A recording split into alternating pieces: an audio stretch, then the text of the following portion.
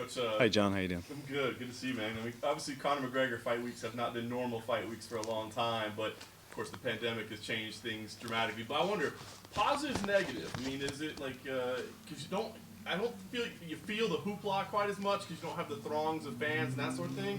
But I would think maybe concentration, all those things would be simpler. So, how does this compare to a normal Conor fight week? Yeah, I think whatever situation you're in, there's positives and negatives, and then you can choose which one you want to focus on. So the positives are it's a little bit quieter, it's a little bit calmer, you have a little bit more time to spend on yourself, and you're not kind of wasting energy with other things. So that's what we're choosing to focus on, and this one has been a little bit different. I have my son with me, and he's got his family with him, and it's a really nice. It's very calm or something. I'm not sure how to describe it exactly. Like, I just came from the pool. I was up there with him and his family, me and my family. Normally fight week is there's more tension and there's things going on. And now I have my son that's eating a what is this? I guess it's what are those, flamingos? And that's all we have right now. That's fun. Talk about the fight night itself, right? Because Conor's such a unique guy in terms Fight of morning. Yeah, fight morning. Yes. The mentality. You think about him as the guy that thrives under the spotlight like nobody else, right? And it's still spotlight. There's still some fans, but it's not 20,000 people. Madness, chaos. Is it going to be, do you think, a bigger challenge for him to be in that moment and to have that type of mental focus that he's so famous for? Well, to be honest, when initially it was 0 fans, there was, again, the positive and negative thing. You can sort of be like, that's a shame. There's that deafening sound, but that very quickly turned into like, this is going to be totally unique to hear. And I have to be honest, I was a little bit interested to hear him talking the whole time, which he does famously. It'd be somewhat unique for me that I just don't even bother trying to shout instructions during mid-round unless he's like right there on the fence, because it's drowned out. To hear the impact of the shots. So there was a lot of things that was going to be very unique to this. Now I believe there's a couple of thousand fans in, but I still think we will hear and feel more than we ever have before. So I'm looking forward to watching it back. When this thing started building up, I thought it was interesting, right? Because you were talking to Oscar over, you talked about how the mental challenges that Dustin was going to face, and I was curious, like, was that just a kind of an observation you had immediately, or are you kind of getting into the mental warfare side? Thinking about Conor being so great at kind of getting into his opponent's head. I mean, was that a little advanced strategy, or is that really just an honest view? It was just, like we had dealt with a rematch when Conor lost an 8, and then there's, that's going to play in your mind, and there was conversations of that during the period of build-up towards the rematch and what we're going to fix, and that's what Dustin is going through now. He's obviously had a loss, and he's coming back, and he's trying to make the adjustments necessary. And so I was a genuine passing comment, and Dustin's done well. He's had a couple of rematches, I believe, off losses, and he's done well. So it was a genuine curiosity, because not only was he rematching somebody who had beat him in a very quite devastating way, but had mentally traumatized him almost in the build up to it. So I was curious to see how he would deal with that, and this one has a different feel to it. There isn't that kind of there wasn't the sort of giant. If anything, it's stepbrothers, they become best friends, and the charity element and about family man, and it's a different feel to it this time. But I guess it will still be hanging over him a little bit. He's felt that power, and that power has increased, as it has for Dustin moving up a weight class. But for Conor, it's really at an extraordinary level, to be honest. I'm really excited to see it when I'm not shouting at him, take it easy, and he's wearing 18-ounce gloves and people are still flying across the ring. So to see it with 4-ounce gloves without me having to worry about the sparring partner, that's exciting. No matter what happens in this fight, we know there's more big fights for Conor in the future, right? I mean, big opportunities. He still talks about boxing, right? Like, that's something he really wants to do. Is that challenging for you? I mean, are you open to him trying to do both, or is it difficult, like, to get 100% out of a guy if he's not really focused in one discipline or the other? Well, right now it was MMA, and that was the focus, and here we are. If there's a boxing fight in the future, yeah, it does weigh on my mind a little bit that you're going to be thinking, well, how far after the boxing fight does MMA come back? And how long will we be without grappling? Of course, there's so many more aspects to MMA than boxing. But who am I? I'm not going to be the one to tell him not to explore his different outlets and wants to get that boxing title and so on. I suppose it just becomes down to some planning and some preparation, and hopefully I'm can be still in his ear for maybe I get him for 1 day a week during a boxing training camp, and we can do a little bit of grappling. But that's just problem solving, focusing on pros rather than cons. Yeah. So it's another challenge to look forward to in the future. Last thing for me, and more about you. I mean, someday this Conor McGregor ride is going to come to an end, right? Do you see yourself progressing beyond that, or would you consider hanging it up at that time as well? I just wonder, you know, after you've been to the mountaintop, right, the biggest star in the sport, is it hard, no disrespect to anybody else you're working with, to Sure. go back in the gym and go, you know, we're not there anymore? Yeah, it's kind of funny. I almost feel I'll try and word this carefully. It's almost like a relief to get that out of the way. Some coaches will spend their career looking to chase that world title, and I kind of got it early. I kind of got all of this early, and so that's sort of done now. And now I have an incredible group of guys in their late teens and early 20s that are coming through, and you sort of have that weight off your shoulders that now it's just the sport aspect that I've obviously learned from being around Conor a lot on this side of things and promotional side of things and so on. But now it just becomes really about the sport and just trying to enjoy it with the next group of guys. So I hope I'm talking to you for another while to come. Who knows? Maybe this guy in a couple of years. Yeah.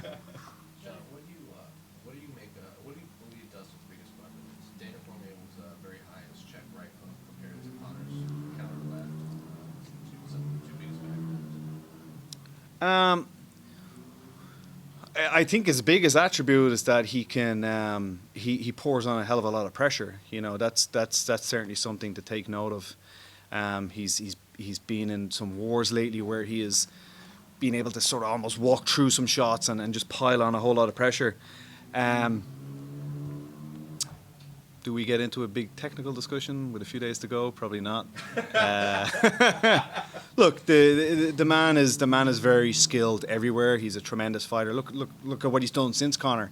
It's kind of funny. I almost have this. It's the Conor graduate program where you look at Holloway, you look at Dustin that have graduated through that, and where some have fallen away and you know they've took that loss and that failure brought them down to quitting. The others have taken that failure and turned it into a lesson and worked their way up towards using that fail to work their way up to great success. Almost like winning or learning. What'd you say? That's how we do it, son. That's how we do it. Still available in all good bookstores. But yeah, you know, it's a new fight and it's a similar fight. But I feel with Dustin, he's good everywhere. You know, we've seen him got some takedowns, and Justin didn't really kind of solidified him, but he can, and that Justin's a high-level caliber wrestler. He's got a great guillotine attack. He's dangerous everywhere. You know, there's no looking past Dustin. I'll steal Conor's phrase, and it's looking through Dustin. You know. Going off of that, the big Khabib news, do you guys have to have a conversation about that during the week, or do you have a conversation when that comes out where Dana's basically said Khabib wants to be impressed by one of the lightweights? I was kind of find that funny. It's like, what, like you like do balloon animal tricks in the cage or something? You know, like, think of a number, 27. I'm impressed.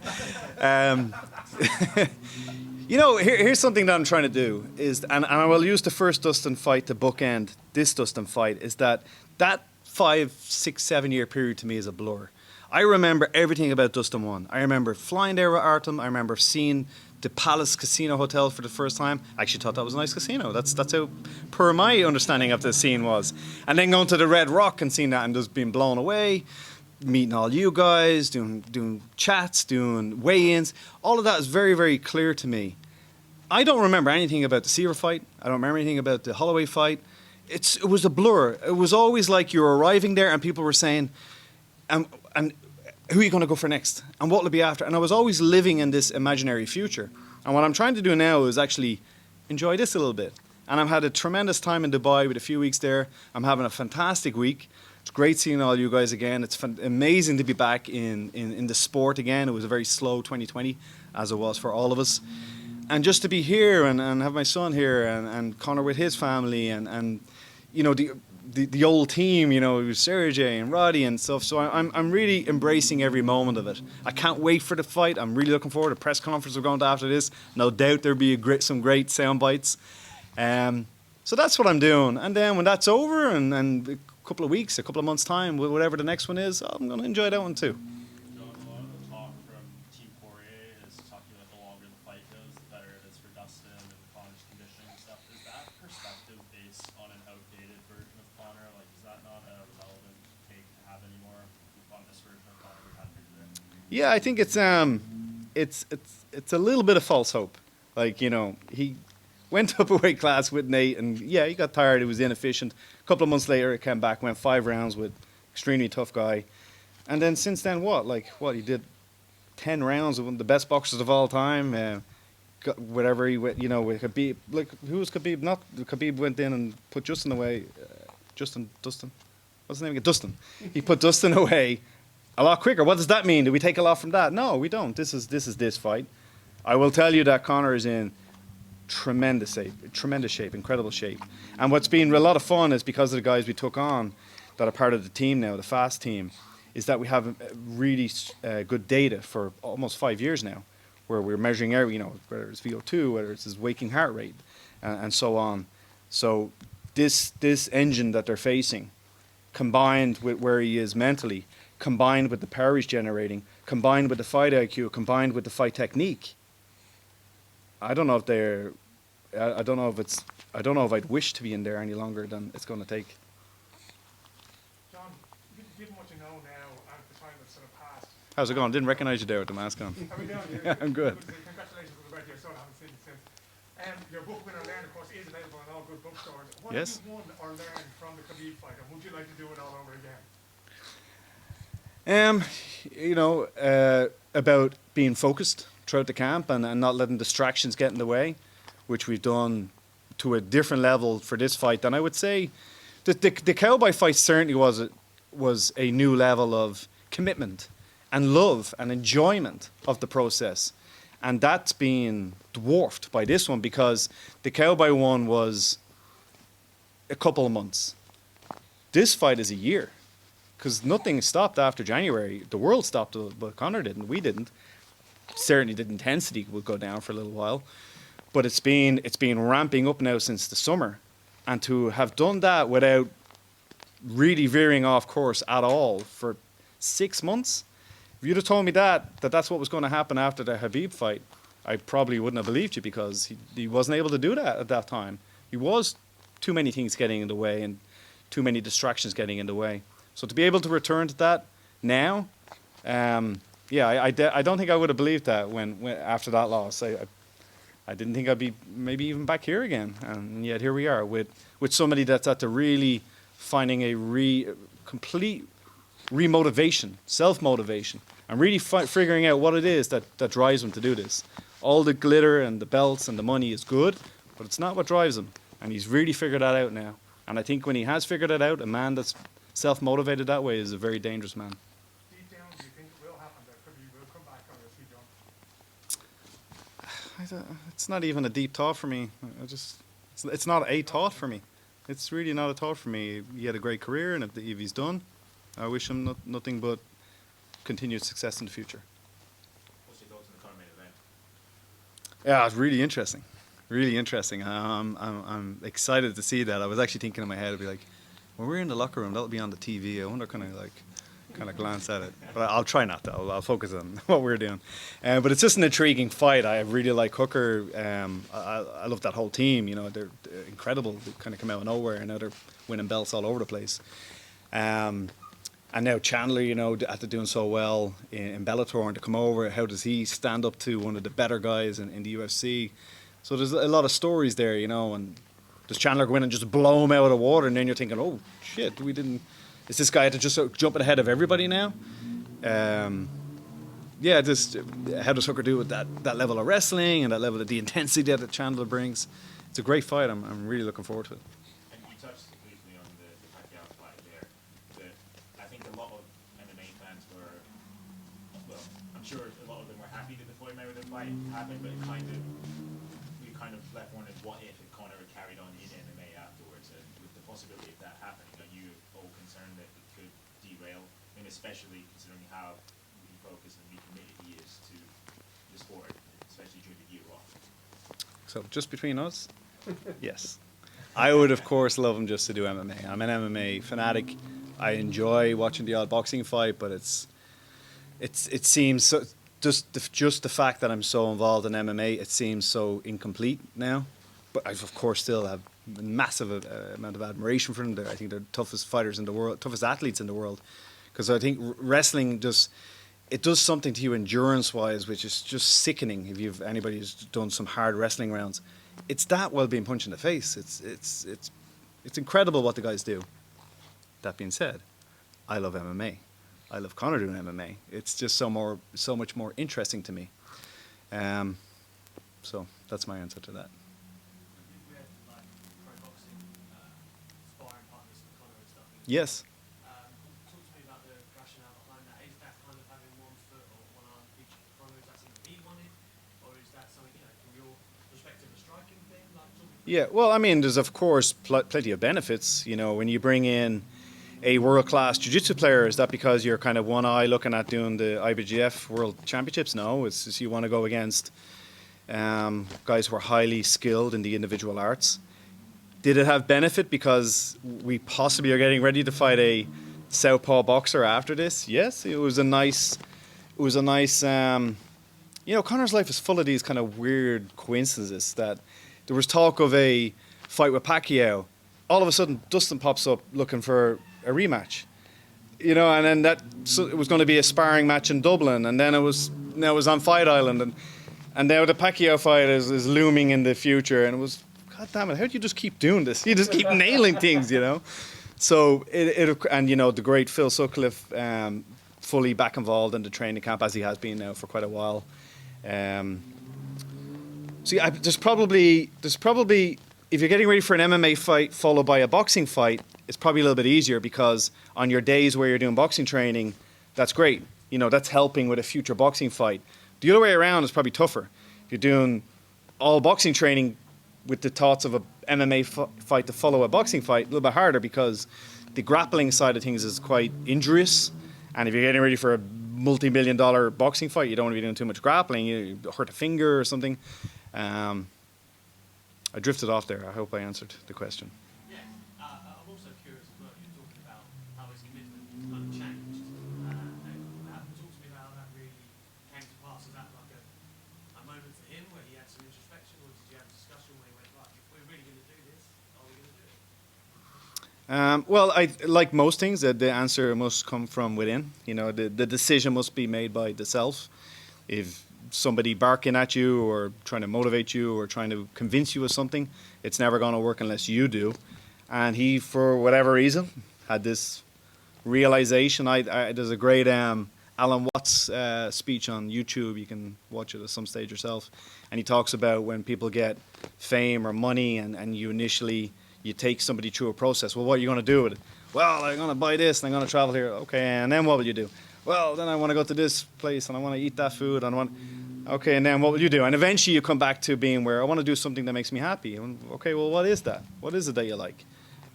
Fighting. He likes fighting. He likes competition. He likes martial arts. And I think he's really stripped away everything else and still enjoys his shiny things every now and again. But I think what really gives him drive and passion and enjoyment right now, he's beginning a cutting process, and that's the man that has probably more money than all of us in this room combined, and yet he's going to put himself through that process. Why? What's the benefit? Another belt? He's got belts.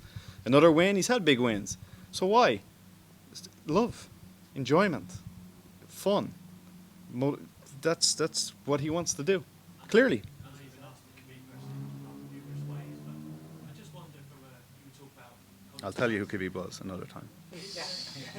You missed all that. Is there a part of it where, avenging that defeat, is that like a primary motive? Do you think that's something he wants to do eventually, or does it not matter? We don't, I'll be honest with you, it's not something that me and him sit down and go, what about that loss? What can we do? Yeah, and then that was then, and this is now, and look, if it was to come around, I don't think he's going to refuse it, but he's had other losses, and he's not, you know, screaming after them. I don't really see that in him now. You know, that was then, and we have our ups and our downs in life, and I think that's what the whole journey is about, isn't it? And we try to pick ourselves up again, and we try to get some lessons from it, and we try to learn. And who knows? Like I said, you can lose yourself in this imaginary future and try to figure out everything, and it's not going to work. Today is today. We've got a fun press conference coming up. We got not the most fun weight cut coming up.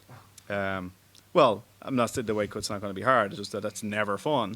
Nobody gets into martial arts going, oh, I really want to get into a hot bath and shed a few pounds of water. No, you get in because you want to do martial arts. And then we have an amazing fight on Saturday night or Sunday morning, wherever in the world you're watching it. And then we get back on the biggest yacht in the world, apparently. So it's not a bad life. John, a bit off topic. Can you give us an update on Conor Nelson? We haven't seen him or heard from him for a long time, and a lot of people are wondering when he's going to come back. Yeah, actively looking for a fight now. So I was only chatting to Hallie, father/manager, the other day, and he goes, make sure you tell the guys that we're looking for a fight. So, world, Conor Nelson, let's get him a fight. His gym literally just reopened last week. Iceland did a very severe lockdown, and he wasn't able to train. Wasn't able to train martial arts. He was still doing lifting and stuff. Actually, he is jacked now. He's huge, and he used to be the guy pointing at people saying, "Oh, everybody's cutting too much weight." He's like, "You motherfucker, cut weight now." So he's jacked now. So he's got to bring that down a little bit, which comes off when he starts doing grappling and boxing drills and so on. But late March, I think we're looking at Walker, March 27th. Sorry if I'm not supposed to say that. It's a maybe, yeah. Nothing signed yet. But it would be great to get Gunny. That was okay. Thanks, Tim. It would be great to get maybe Conor Nelson on that card too. Save me 2 trips to the States. Yay! Do you want to go to Vegas? No? Oh, okay. Maybe not.